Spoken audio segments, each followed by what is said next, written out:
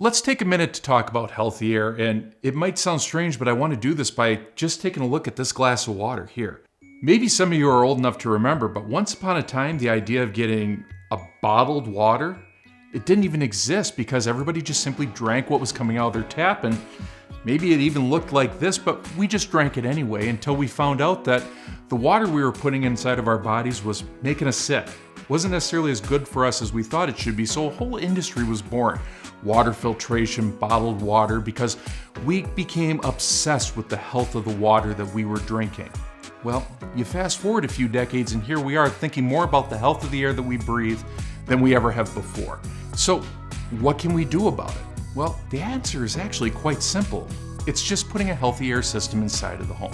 Just like water filtration, it's comprised of a few components when installed in your HVAC system will work in the background to give you fresh, healthy air 24 hours a day, 7 days a week, without you even having to think about it. More information on the healthy air system can be found at AprilAire.com.